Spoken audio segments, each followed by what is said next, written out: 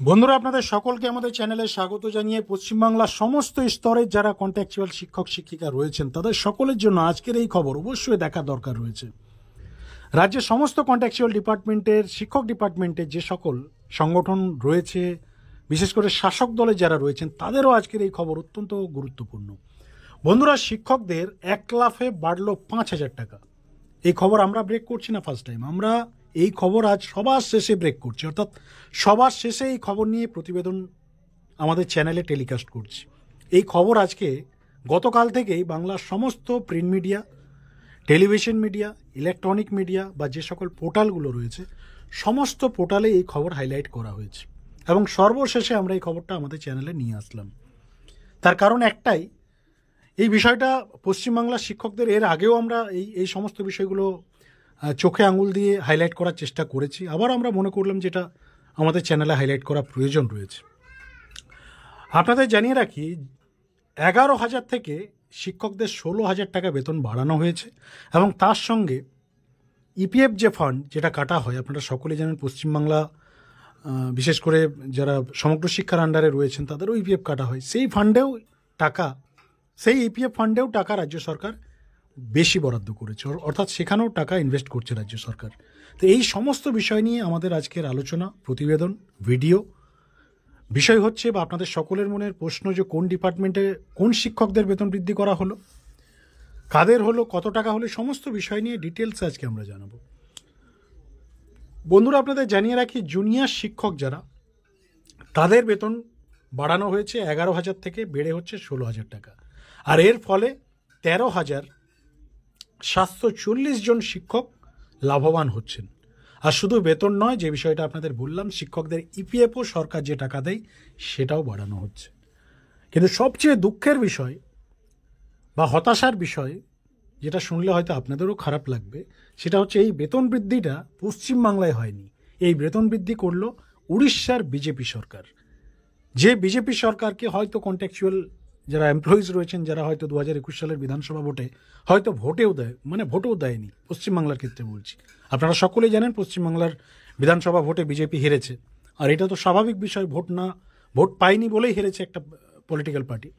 তো সেই বিজেপি রাজ্য সরকারের একটা সরকার উড়িষ্যাতে রয়েছে, আপনারা সকলেই জানেন। এবার 2021 সালে পশ্চিমবাংলায় হেরেছে, কিন্তু উড়িষ্যা যে বিধানসভা ভোট, লাস্ট যে বিধানসভা ভোট উড়িষ্যায় হয়েছিল, সেই বিধানসভা ভোটে উড়িষ্যাতে বিজেপি ক্ষমতায় এসছে এবং বিজেপি ক্ষমতায় এসেই সেই রাজ্যের যারা কন্ট্রাকচুয়াল বা জুনিয়র শিক্ষক যাদেরকে বলা হয় তাদের 1 লাফে 5,000 টাকা বৃদ্ধি করল। তার কারণ হচ্ছে, আপনারা সকলেই জানেন, কেন্দ্র সরকার 8ম বেতন কমিশন নিয়ে আসছে।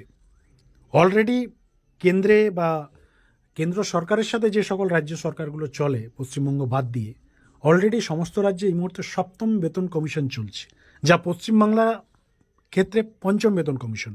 অর্থাৎ আজকের ডেটে 2025-এ পশ্চিমবাংলার যারা পার্মানেন্ট এমপ্লয়িজ তারা 5ম বেতন কমিশনের আন্ডারে রয়েছে এবং পশ্চিমবঙ্গ বাদ দিয়ে আদার্স প্রায় অনেক রাজ্য 7ম বেতন কমিশনে চলছে। এবার কেন্দ্র সরকার তাদের এমপ্লয়িজদের জন্য 8ম বেতন কমিশন নিয়ে আসছে এবং বুঝতেই পারছেন বিজেপি শাসিত প্রায় সমস্ত রাজ্যে এই 8ম বেতন কমিশন এবার ফলো করা হবে। তো এই 8ম বেতন কমিশন এলে বা লাগু হলে অটোমেটিক্যালি যারা কর্মচারী রয়েছেন তাদের স্যালারি বা বেতন 1 লাফে অনেক বৃদ্ধি হবে, আর হওয়া দরকার হোক। তার কারণ 2025-এ দ্রব্যমূল্যের যে বাজার যেভাবে বাড়ছে তাতে বুঝতেই পারছেন বেতন তো বাড়বে, এই নিয়ে কোনো সন্দেহ নেই। তো সেই বিষয়কে সামনে রেখে উড়িষ্যা সরকার, উড়িষ্যার বিজেপি সরকার, তারা মনে করলো যে কন্ট্রাকচুয়াল যারা রয়েছে, যারা জুনিয়র শিক্ষক রয়েছে, তাদেরও এই মুহূর্তে একটা স্যালারি হাইকের প্রয়োজন রয়েছে এবং যার ফলস্বরূপ তারা তাদের রাজ্যের কর্মচারীদের 5,000 টাকা 1 লাফে বেতন বৃদ্ধি করলো এই মুহূর্তে আপনাদের জানিয়ে রাখি, উড়িষ্যায় কোনো বিধানসভা ভোট নেই, কোনো আগাম ইলেকশনও নেই, কিন্তু সেখানকার সরকার, বিজেপি সরকার, তারা মনে করেছে যে এখন 8ম বেতন কমিশন আসছে বাকিদের জন্য, তখন এদেরও অ্যাটলিস্ট কিছু যেন হয়।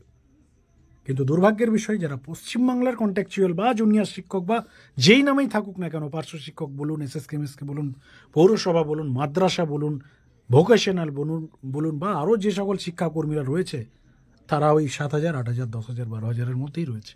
আবার পার্ট টাইমারদের অবস্থা তো আরও চরম, মানে দুরাবস্থার মধ্যে তারা রয়েছে। 2,000, 3,000 টাকায় তাদেরকে কাজ করতে হয়।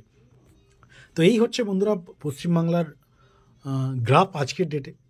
পশ্চিমবাংলার যারা এমপ্লয়িজ, কিছু করার নেই। দেখুন, রাজ্য সরকারের সদিচ্ছা না হলে, রাজ্য সরকার না দিলে, আপনারা যতই ছটপটান যাই হোক না কেন, কিছু করার নেই। চেষ্টা সমস্ত দিক থেকেই চলছে, সমস্ত সংগঠন নিজেদের মতো করে চেষ্টা চালাচ্ছে। কেউ প্রেস কনফারেন্স, কেউ দৃষ্টি আকর্ষণ, কেউ হাইকোর্টে মামলা, কেউ সুপ্রিম কোর্টে মামলা, কেউ আবার শিক্ষামন্ত্রীর বাড়ি গিয়ে দাবিপত্র দিয়ে আসা, অনেক কিছু হচ্ছে।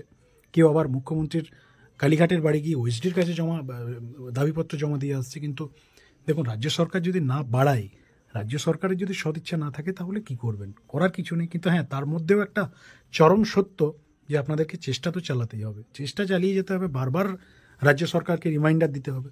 এবং এই খবরগুলোও কিন্তু অনেকটা অবদান রাখে আপনাদের দাবি আদায়ের ক্ষেত্রে। তার কারণ এই বিষয়গুলো হাইলাইট করা দরকার পশ্চিমবঙ্গের রাজ্য সরকারের কাছে। তার কারণ দেখুন যে আপনার পার্শ্ববর্তী সমস্ত রাজ্যে এই শিক্ষকদের স্যালারি হাইক হচ্ছে, কেন পশ্চিমবাংলার শিক্ষকদের স্যালারি হাইক হবে না?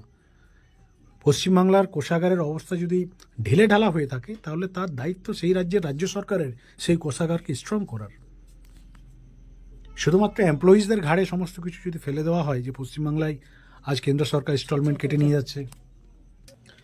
বন্ধুরা, এই বিষয় নিয়ে যদি আপনাদের কিছু বলার থাকে, অবশ্যই আমাদের কমেন্ট সেকশনে লিখে জানাবেন। এবং কোনো ডিপার্টমেন্ট, কোনো সেক্টরের খবর যদি আপনারা মনে করেন আমাদের চ্যানেলে হাইলাইট করতে, আমাদের চ্যানেলে সম্প্রচার করতে, আপনাদের কোনো বিষয়, যে কোনো বিষয় আমরা টেলিকাস্ট করার জন্য, হাইলাইট করার জন্য অলওয়েজ এগ্রি। আমাদের সাথে যোগাযোগ করুন। এবার প্রশ্ন, যোগাযোগটা কিভাবে হবে? কমেন্ট করুন আমাদের কমেন্ট সেকশনে। যদি কিছু আপনাদের কোনো খবর সম্প্রচার করার থাকে, যোগাযোগ করার চেষ্টা করুন। কমেন্ট সেকশনে আমরা আপনাদের রিপ্লাই দেব। সেখানে আমাদের যোগাযোগ করার যে মাধ্যম, সেটাও আপনাদেরকে জানিয়ে দেওয়া হবে।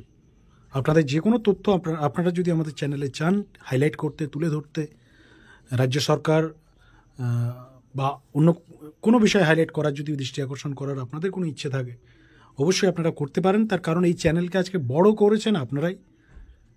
এই চ্যানেলকে ফলো করেন যারা, এই চ্যানেল যারা দেখেন এভরিডে, সেটা আপনাদের জন্য। চ্যানেল বড় হয়েছে আপনাদের জন্য। তাই আপনাদের বিষয় নিয়ে অলওয়েজ আমরা আপনাদের পাশে আছি, আপনাদের সাথে আছি। আপনাদের যদি কিছু জানানোর থাকে, কিছু বলার থাকে, কিছু তুলে ধরার থাকে, আমরা অলওয়েজ আপনাদের পাশে রয়েছে। এই বার্তাটাও আমরা আজকের এই প্রতিবেদনের মধ্যেই আপনাদের কাছে দিয়ে রাখলাম। উড়িষ্যাতে বেতন বৃদ্ধি হয়ে গেল, এরকম শুধু উড়িষ্যা নয়, উড়িষ্যার পাশাপাশি আরও সমস্ত রাজ্যে বেতন বৃদ্ধি হচ্ছে। আর এই খবর আজকে বাংলার সমস্ত মিডিয়া হাউস হাইলাইট করেছে, আপনারা চেক করে নিতে পারেন। এবং আমাদের স্ক্রিনে আপনারা দেখতেও পাচ্ছেন এই খবরের, এই প্রতিবেদনের একটা ঝলক, যেটা অন্য কোনো পোর্টাল থেকে আমরা কালেক্ট করেছি, সেটাও আপনারা দেখতে পাচ্ছেন। তো বন্ধুরা, এই বিষয় নিয়ে আপনাদের কিছু বলার থাকলে বলবেন। সকলে ভালো থাকবেন, সুস্থ থাকবেন। ধন্যবাদ। এবং খুব শীঘ্রই এই রিলেটেড আরও বিস্তারিত তথ্য নিয়ে আসার